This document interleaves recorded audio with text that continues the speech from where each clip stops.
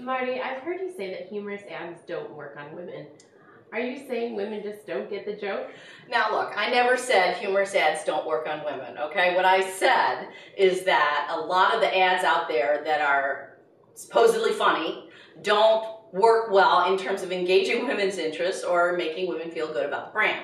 And the reason is that, as a matter of fact, I wish there were more humorous ads targeted to women, but people don't understand that women's humor actually is very different from men's humor. What is out there is mostly male humor. And so, you know, when the stuff that's criticized all the time, every Super Bowl we have the Bud Light ads or something, and they're kind of, you know, they are funny. I get the joke, but it doesn't make me feel like, yeah, that's the beer for me, right? I mean, women do get the joke, but it doesn't make them feel like, you know, good towards the brand. And the reason is men's worldview in general, it tracks back actually to a fundamental psychological difference, believe it or not. Men's worldview is more hierarchical than women's. You know, they think of the natural order of things is hierarchical, and so they're concerned with you know, where they are in the pecking order sort of thing, and it's not an overt conscious thing all the time, but they're always aware of, you know, who outranks whom sort of thing.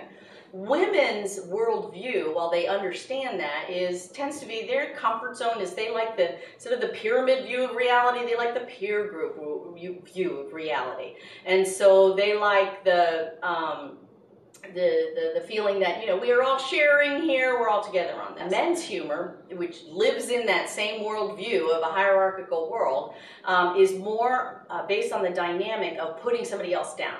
And when they tease each other or whatever, I'm not saying it's malicious or anything, but I saw an ad, which actually I thought was pretty funny, for a golf property. It's a golf club, I think, because I do a lot of work with the travel industry, and it said, so what was your handicap? You know, what's your handicap? And the response from the other guy in the picture is, today my partner. And so, you know, it's kind of like, ooh, you know, smack. And yeah, it's funny to guys, they get it, and they're always, you know, did you lose that big account yet, George? You know, that's humor that means, you know, we get each other kind of thing. Women, though, don't think that that's that funny. Why does everybody have to put everybody down all the time? And women's dynamic of humor is more based on the element of finding commonality.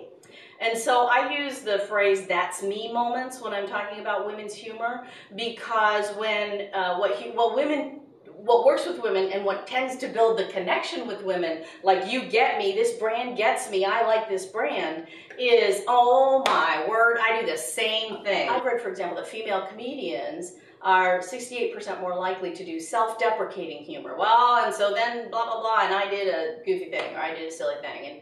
And male comedians don't do self-deprecating humor as much. They tend to do the other guy's an idiot humor, right? So what I'm saying is there's a big opportunity out there. Women actually love humor, but if you're trying to build a brand connection, you want to use women's humor to do it, not male style of humor.